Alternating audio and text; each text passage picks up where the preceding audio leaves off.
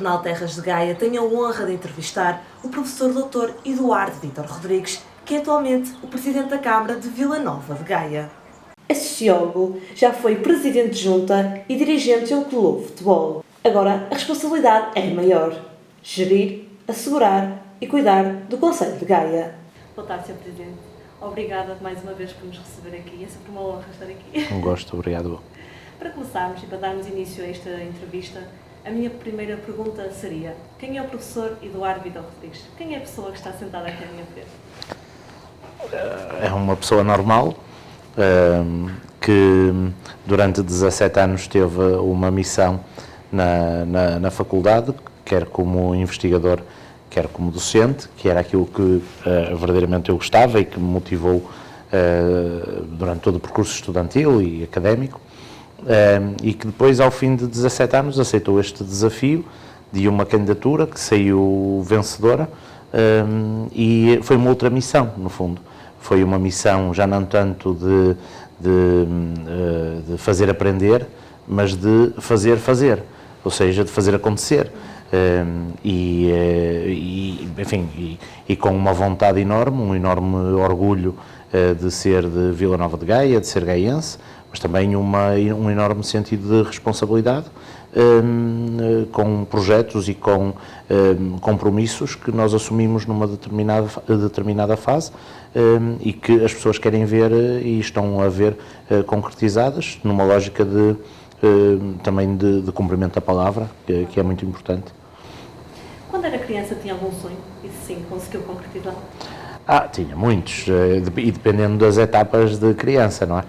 Já tive o sonho de ser condutor de caminhões de tiro, portanto, acho que todos nós temos assim um sonho, ou de ser bombeiro, todos temos assim um sonho, mas eu tinha sempre muita concentração, muito foco no que fazia e, portanto, diria que, tirando essas divagações, o meu foco esteve sempre muito ligado ao estudo, na altura, e depois tinha o sonho de fazer cumprir o sonho dos outros também, já agora, porque eu sabia muito bem que a vontade dos meus pais era, no fundo, terem um filho que tivesse algum sucesso nos estudos.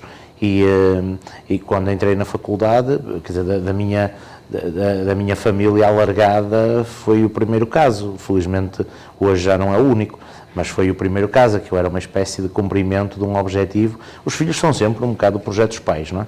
Mas, portanto, tinha esse sonho, que também era um sonho pessoal, e depois os sonhos vão acontecendo à medida do trajeto. Claro que quando me candidatei tinha o sonho de assumir esta função ou esta missão, e agora acho que o meu maior sonho é mesmo cumprir e ver nas pessoas o sentido de honestidade ou o sentido de relação próxima com o seu Presidente da Câmara, que acho que é o mais importante de tudo. Foi assim que surgiu a sua paixão pela política? Na verdade, a paixão foi-se construindo, ou seja, surgiu muito numa relação com o mundo associativo. O meu pai era, desde que me lembro, era sempre dirigente associativo, ora na Associação Paroquial do Oliveira de Douro, ora mesmo envolvido nas atividades dos socorros mútuos, da mutualidade, e, portanto, sempre me habituei muito a ver essa missão de um lado mais, como dizer, cívico, mas com uma vontade de trabalho, de participação noturna, naturalmente, porque era basicamente o pós-laboral que contava, mas sempre percebi muito esta coisa de fazer acontecer, e depois isso foi acabando por ter umas sequências quase incontroláveis, que era, a certa altura, estar no mundo associativo, começa a despertar para o mundo, digamos, que também é um mundo associativo, pelo menos era, nas juntas de freguesia, quando não havia tempos inteiros, quando era tudo uma base de voluntariado, acabei por entrar na junta de freguesia, e depois as coisas foram acontecendo, como o padre Manuel Leão costumava dizer, faz sempre o melhor que puderes e souberes, porque depois Deus trata do resto, e bom, enfim, para quem não acreditar em Deus, que acredite pelo menos na sorte, e foi o que foi acontecendo, quer dizer, nunca houve assim um planeamento, uma planificação de vida, nunca tive assim grandes projetos de vida assim a longa distância, sempre esperei que Deus tivesse projetos para mim, em vez de ter eu para mim próprio, não é? Consegue-me descrever 3 momentos mais marcantes da sua vida? Pela positiva. Pela positiva. Sim, claro. Quer dizer, 3 momentos, se englobar num deles o nascimento da miudagem, não é? Em etapas diferentes e em momentos diferentes e em circunstâncias diferentes e até com algum espaçamento suplementar, mas, quer dizer, no fundo a dimensão é quase a mesma, ou é relativamente a mesma, portanto não há aí uma grande diferença.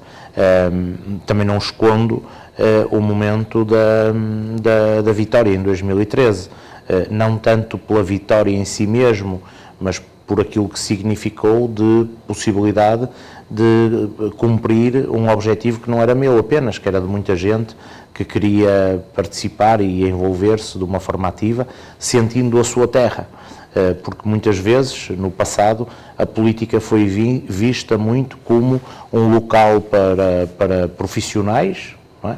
E, portanto, vemos muitas vezes deputados da Assembleia da República que não têm nada a ver com a região e que são candidatos apenas porque têm alguma visibilidade pública, ou vemos pessoas em fim de carreira que acham giro acabar a carreira numa Câmara Municipal, ou vemos pessoas a querer começar desde as juventudes partidárias uma carreira altamente profissionalizada. Não era nenhum dos perfis que eu tinha, mas era uma vontade de cumprir metas. Depois, um terceiro momento, eu diria que será talvez recuar ao passado e voltar à memória que há pouco referi, da entrada no ensino superior. Eu não sei se foi exatamente o dia da entrada, porque não foi um dia surpresa, porque eu tinha médias que me permitiriam entrar, quer dizer, não foi propriamente uma grande surpresa, mas se calhar mais do que essa surpresa foi o orgulho de ter vestido pela primeira vez o traje e ter visto o orgulho da família. Também, quer dizer, também sentimos esse orgulho em ver o orgulho dos outros. Tem saudades desses momentos? Tenho de todos. Para já tenho saudades dos momentos da juventude, muito mais despreocupado, e essas saudades ainda se avolumam porque também, na verdade, como eu disse há bocadinho, tem muito foco, não é? Se calhar quando um dia estiver noutro sítio qualquer, vou ter saudades do tempo da Câmara Municipal, porque dediquei-me de tal maneira a trabalhar que se calhar não usufruí de tudo o que poderia. Na faculdade aconteceu o mesmo, eu adiei sucessivamente o meu projeto de ser estudante Erasmus, coisa que nunca cumpri, vinha cumprir mais tarde como professor, porque achava sempre que era um meio ano ou um ano fora que poderia ter um fator grande de desequilíbrio nas minhas notas, e apesar de tudo a média era o elemento fundamental, ou não era o único, mas era um elemento fundamental para prosseguir uma carreira académica.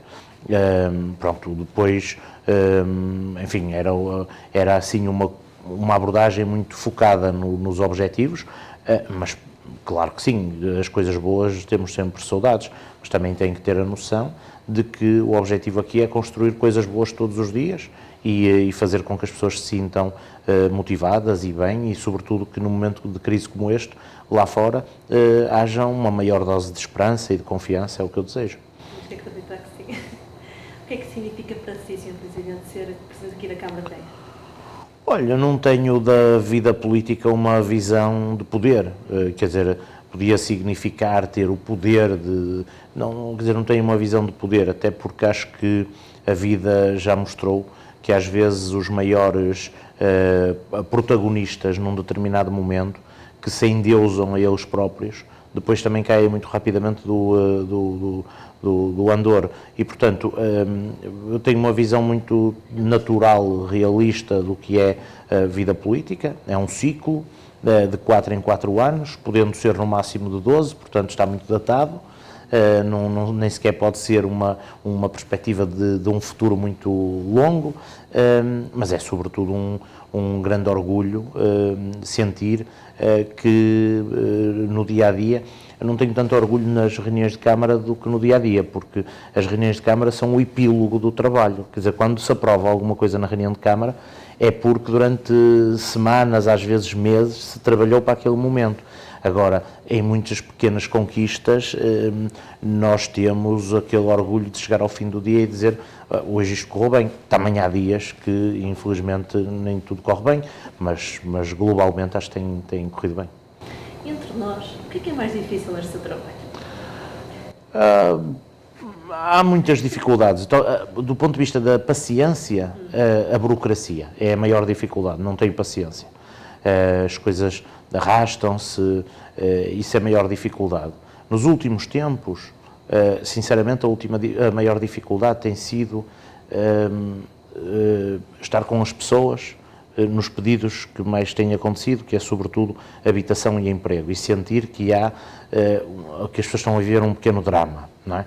Se calhar muito menor do que imaginaríamos há uns tempos atrás, mas apesar de tudo, cada caso é um caso e por si só já vale.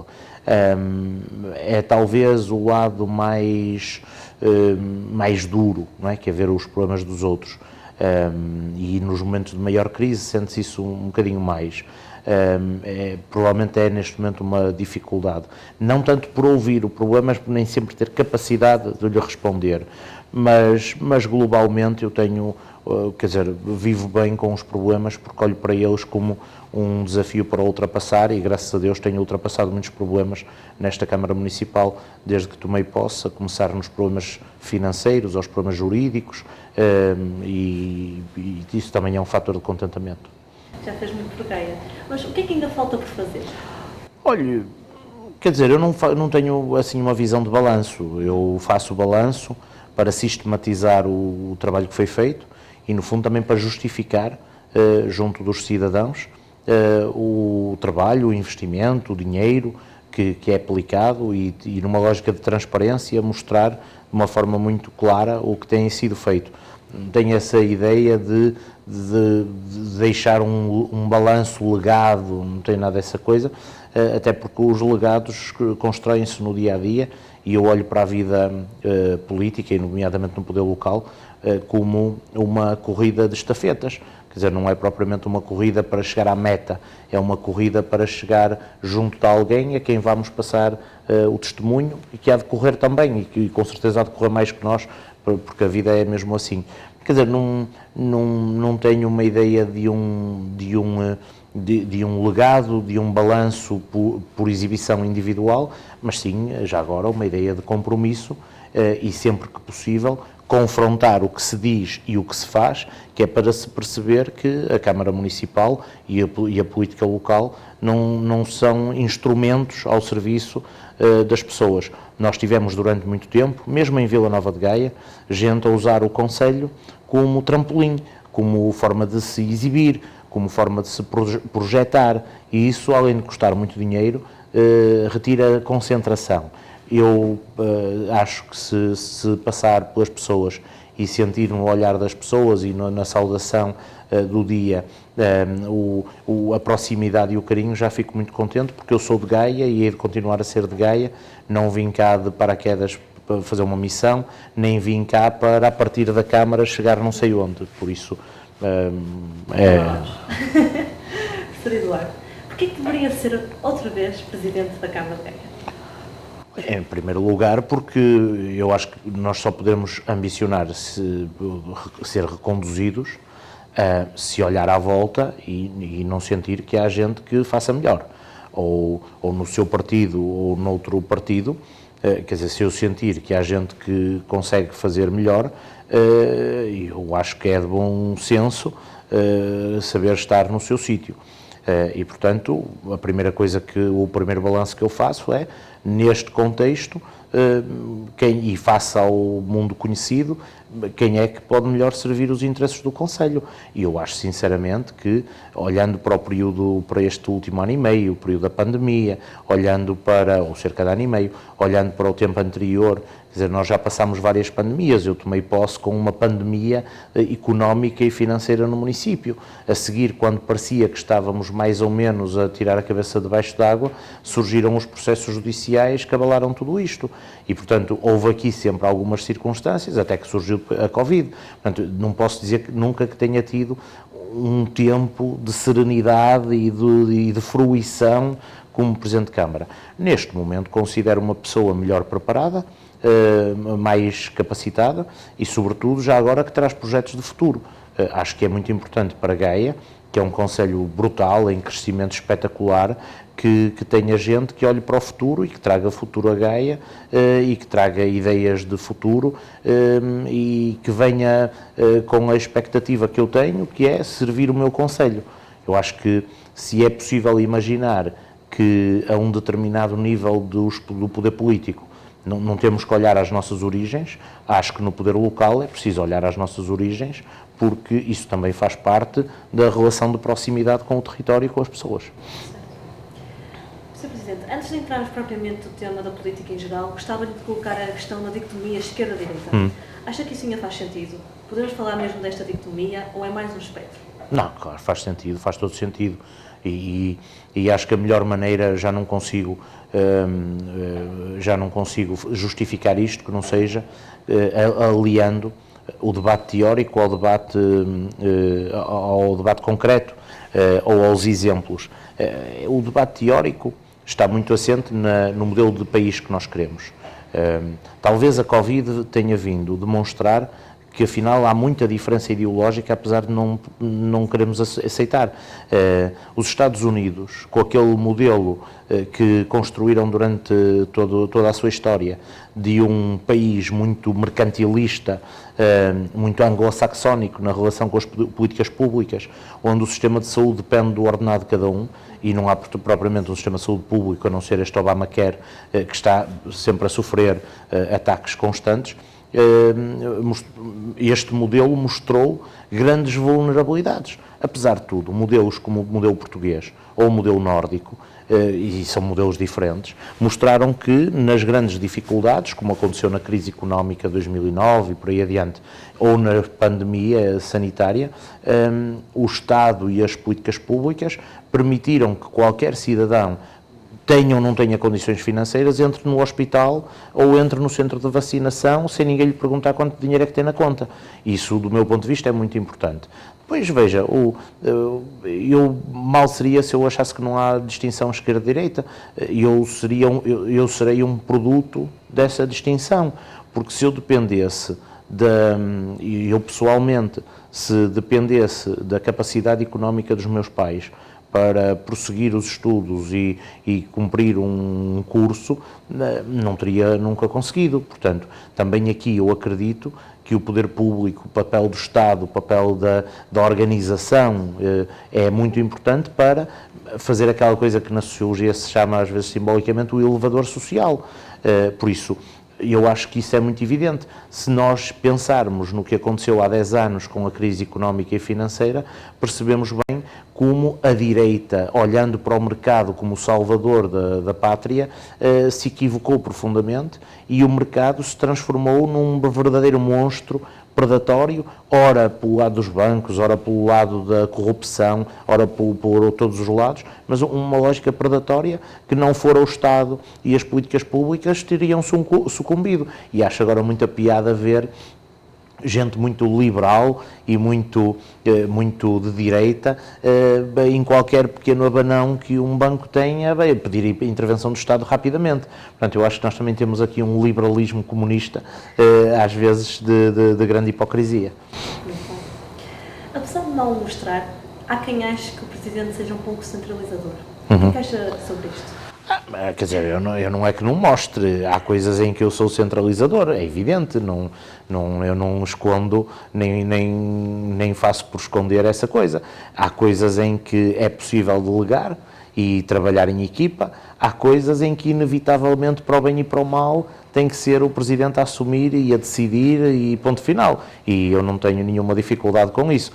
Apesar de tudo, essa centralização do processo de decisão tem-me permitido conhecer mais profundamente a máquina municipal e tem-me permitido ao mesmo tempo ter um contacto diário que custa mais, sai mais do corpo, porque verdadeiramente isso implica muito mais trabalho, mas em alguns casos também se faz essa oposição de um centralismo à ausência, porque nós também já tivemos muitos casos, ou alguns casos, em que o modelo de gestão não era centralista porque propriamente só se vinha cá uma vez por semana.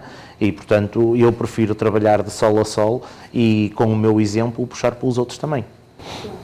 Não sei se concorda comigo, mas normalmente quando toda a gente gosta de nós, não é bom sinal. Pois não. Ao longo deste ano nós entrevistámos todos os presidentes de junta e todos disseram bem de si. Não acho isso estranho? Acho muito estranho. Nem era de... Só posso admitir que isso tenha acontecido porque vocês estarem a gravar, não é? Isso não é nada normal. E eu não cultivo nada essa coisa, porque, como se sabe, eu sou muito claro nas minhas opções e as minhas opções têm este problema, que é serem opções. Eu acho que a política de plástico ou os políticos que fazem de conta que gostam de tudo e se dão bem com todos, para mim não serve. Quer dizer, eu sou conhecido por, na Câmara ou nas Assembleias Municipais, com os funcionários, dizer muito o que penso, sempre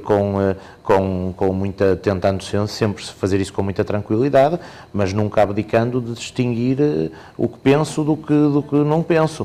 E isso faz parte do lado saudável do trabalho de equipa. Agora, com os presidentes de junta, sinceramente, agora falando a sério, eu acho que há boas razões para, não é gostar do Presidente da Câmara ou não gostar, não é essa a questão, porque cada um tem o seu feitio, mas do ponto de vista da colaboração institucional tem havido um trabalho que eu acho que é muito produtivo e não é um trabalho que se possa avaliar abstratamente. Avalie, por exemplo, o papel dos Presidentes de Junta e os recursos que eles têm hoje comparativamente com o que tinham no passado e a relação de proximidade, ou, por exemplo, o que se faz em Gaia e o que se faz noutros municípios aqui da área metropolitana, onde ser Presidente de Junta é basicamente passar atestados. Portanto, apesar de tudo, eu acho que eles têm boas razões para olhar para esta relação e sentir uma relação de parceria, de proximidade. Nem sempre consigo dar respostas positivas, até porque se fosse a dar respostas positivas precisava não do orçamento municipal, mas do orçamento de Estado, mas acho que mesmo quando tenho que dizer que não, explico porque é que é não. Ser Presidente da área metropolitana do Porto não afetou negativamente as suas funções aqui na Presidência? Quer dizer, a mim pessoalmente afetou, porque deu-me muito mais trabalho e tirou-me tempo, já o pouco tempo disponível que tinha, para ler, por exemplo. Agora, do ponto de vista do desempenho autárquico, acho que só beneficiou nos processos negociais que nós tivemos em curso, desde o metro, desde a linha de metro, até ao financiamento, ao quadro comunitário, de financiamento comunitário. Quer dizer, verdadeiramente, eu não vou dizer que tenha sido valorizado por se apresentar a área metropolitana, mas garantidamente estava no núcleo central do conhecimento e do processo de decisão, e isso há de ter valido alguma coisa positiva para Gaia, claro que sim. Há pouco estávamos a falar das pessoas que gostam de todas de si. E agora, aquelas que não gostam, o que é que gostava de dizer aos seus oponentes?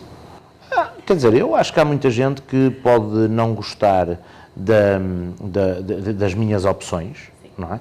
Pessoas que acham que se devia investir mais em coisas visíveis e menos nas escolas ou na ação social. É uma legitimidade, mas pelo menos as pessoas comigo sabem o que pensam, o que eu penso, e isso já é importante. E depois há outras pessoas que olham para isto numa lógica clubística, ou seja, eu não gosto da pessoa porque ela é do Partido Socialista, ou não gosto de não sei o quê. Esse é um problema que não tem discussão. Eu acho que nós, no poder local, cada vez mais o cidadão tem mostrado que vota nas pessoas, não vota nos partidos.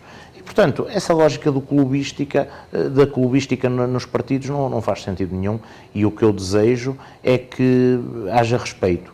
Eu não peço que concordem comigo, peço que respeitem as opções e depois, claro que a certa altura também sou eu que tenho que me sujeitar à avaliação das pessoas, e é isso que se faz de 4 em 4 anos. Em termos de ambição política, Espera chegar a Primeiro-Ministro? Não, espero chegar a Presidente de Câmara em outubro de 2021, isso sim. Não, como era normal também o Padre Leão dizer, faz sempre o melhor que podes e sabes, e depois deixas os planos para Deus, que Ele há de tratar de alguma coisa. Se não tratar, também não tem problema nenhum. Eu tenho sempre uma grande tranquilidade, porque no dia em que acabar o contexto autárquico, eu volto para um mundo que eu adoro, que é o mundo da universidade, e portanto não vim cá à procura de nenhum futuro, nem vim cá para encerrar o meu currículo. Vim cá para fazer para cumprir uma missão, para fazer uma coisa que gosto muito, mas com a tranquilidade de não ter obsessões. Não tenho nenhuma obsessão, nem tenho vontade de usar Gaia como um patamar de ascensão. É trabalhar o melhor que a gente sabe e depois o resto vai acontecendo. Se tivesse condições económicas, quais eram as 3 medidas estruturais que fazia a nível nacional? Um verdadeiro mercado social de arrendamento, que nós não temos, que é um instrumento que curiosamente é um instrumento estranho, porque é um instrumento que tanto é pujante em países com uma tradição muito forte de Estado de Providência, como os países nórdicos, mas também é pujante em países relativamente liberais, anglo-saxónicos, como o Reino Unido, onde o mercado de habitação público é um mercado muito forte. Portanto, aqui até se podia dizer que está um exemplo de opções políticas de raiz ideológica diferentes, mas ao mesmo tempo que vão no mesmo sentido, aparentemente. Eu acho que o país está mesmo a precisar de um mercado social de habitação, de um mercado social de arrendamento, porque crescemos excessivamente à custa da compra, da aquisição. E nós percebemos que basta um pequeno vento nas taxas de juro para, de repente, famílias de classes médias entrarem em colapso porque a componente de pagamento ao banco aumentou. Portanto, isso eu acho que era absolutamente fundamental. Acho que hoje já não se justifica muito dar como exemplo, mas eu darei na mesma o exemplo da saúde, quer dizer, agora toda a gente adora a saúde como área de intervenção pública e portanto, quer dizer, eu dou o meu exemplo, eu não precisei da Covid para trabalhar e até para colocar dinheiro municipal em áreas que não são do município, são do Estado, como por exemplo o nosso hospital. Portanto, eu acho que é preciso, uma medida importante, é preciso repensar o modelo do Serviço Nacional de Saúde para o pós-Covid, porque vai haver um Serviço Nacional de Saúde mais exaurido, com uma maior pressão de tudo aquilo que não foi possível fazer por causa da Covid e que vai ter que ser retomado de uma maneira ou de outra. Portanto, eu acho que esse era um elemento absolutamente decisivo. Depois, a terceira coisa que se eu pudesse fazer no país era a regionalização, como é evidente, para voltarmos a ter expectativas de cumprir a coesão social que nós e territorial que nós queremos no nosso país e, no caso concreto, na nossa região norte, que tem vindo ao longo dos tempos a perder, apesar de crescer do ponto de vista da capacidade de produção, a perder do ponto de vista do rendimento das pessoas e do bem-estar das pessoas. Muito bem. Há quem diga, e não sei se este é o termo correto, que o professor Eduardo é refém do vice-presidente. Concorda com isto? Refém em que sentido? Sendo ele o líder do PS, da região norte. Dizem isso. Do Conselho de Gaia? Sim. Podem dizer, quer dizer, há muita coisa que se pode dizer. Eu não tenho essa percepção. Aliás, se eu tivesse essa percepção, não tinha neste momento no Executivo Municipal mais pessoas que são de fora do partido do que de pessoas do partido. Se reparar nos vereadores que tenho neste momento na Câmara, são pessoas da minha confiança, a maior parte delas não é sequer militante. Não é? Portanto, ou não era militante quando entrou. Portanto, não, acho que isso é não vejo qual é o sentido disso, até porque nunca ninguém interveio, há um domínio onde ninguém nunca intervém, nem o secretário-geral do partido, que é o domínio da construção da minha equipa. E, portanto, do ponto de vista dos grandes objetivos, também há uma clara percepção de uma opção muito nítida do município a partir... Por isso, acho sinceramente que essa questão não se põe.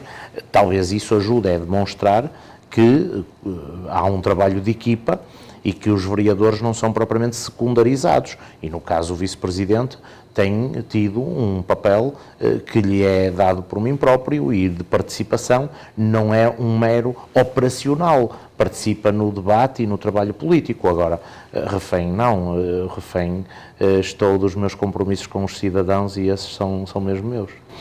Para terminarmos esta parte, está orgulhoso do seu trabalho? Olha, se não estivesse, seria mau sinal. Quer dizer, não estou orgulhoso por achar que fizemos milagres, estou orgulhoso porque o nosso ponto de partida foi muito difícil. Eu sei que hoje já pouca gente se lembra, mas quando nós nos lembrarmos que nós começámos este ciclo autárquico em outubro de 2013, com problemas que duraram 3 ou 4 anos, do ponto de vista financeiro, numa Câmara que, por exemplo, estava de tal maneira insustentável em termos financeiros que tinha criado coisas absurdas como a taxa das rampas, por exemplo, ou como a taxa de proteção civil. Bom, hoje, apesar de tudo, eu consegui mostrar que é possível ter bom investimento, ter contas em dia e ter desoneração fiscal, ou seja, redução dos impostos. Acabei com a taxa das rampas, que era uma anedota, acabei com a taxa da proteção civil, temos baixado o IMI gradualmente, portanto, tenho orgulho no trabalho que tenho feito, mas como sou um eterno insatisfeito, quero sempre ir mais longe, que é o meu objetivo. Exatamente. Damos por terminada esta parte da política e agora queria fazer um jogo consigo. Muito bem. O que é que consiste? Eu faço uma pergunta que tem sempre 2 opções. O Presidente escolhe uma e justifica. Muito bem. Parece fácil? Certo. Preparado? Preferia mudar o passado ou saber o futuro? Para ser franco, eu acho que não preferia nenhuma das duas, porque mudar o passado é uma coisa que me fazia introduzir muita, quer dizer, e saber o futuro não quero saber de facto.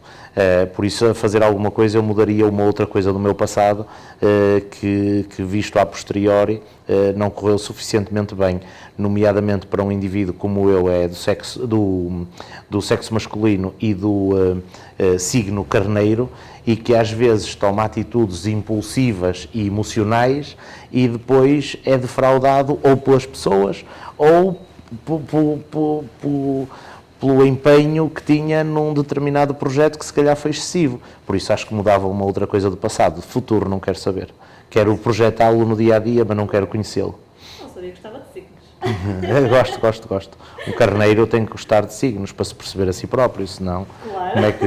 como é que se vai perceber? Muito bem. Esta é engraçada. Optava por jantar com o Primeiro-Ministro ou almoçar com o Presidente da República? Optava por jantar com o Primeiro-Ministro, porque tenho essa experiência e sei que ele janta num contexto que normalmente é de jantar de longa duração. Portanto, seria jantar de trabalho.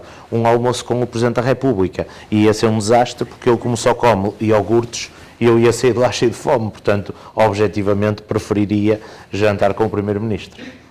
Certo. Escolheria poder realizar 3 desejos ou ter apenas um superpoder? Se o superpoder pudesse ser projetado lá fora, eu preferia ter o superpoder para mudar a vida das pessoas. Os desejos e pensar nos desejos e no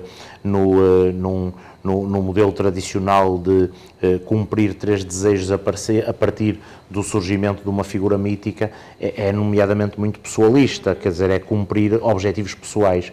Eu vivo com pouco e estou bem com pouco. Se pudesse ter um superpoder para melhorar a vida das pessoas, era o que eu preferiria. Como é que seria esse superpoder?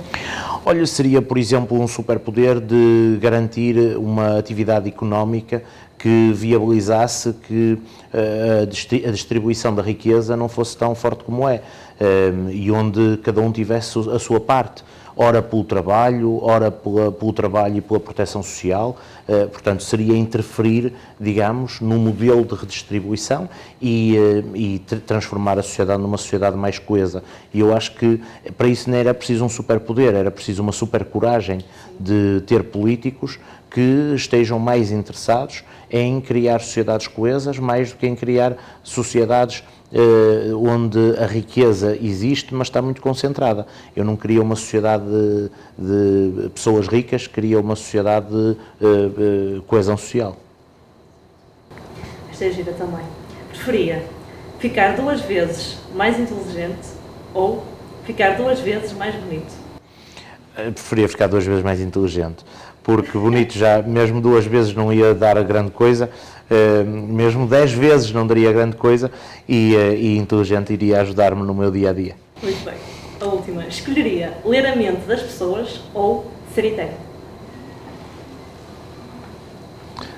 É mais difícil. É mais difícil, porque eu já acredito que nós podemos ter algum tipo de eternidade, se não física no modelo que nos conhecemos hoje, mas uma eternidade espiritual.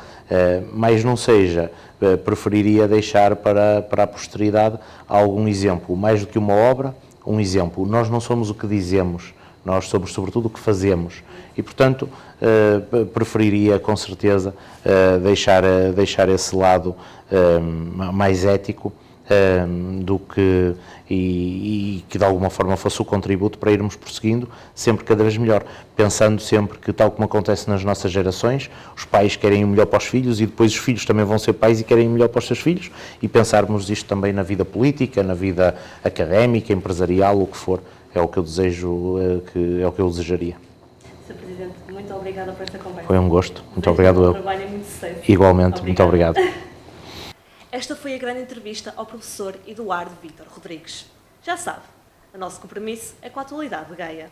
Obrigada por estar desse lado e até à próxima.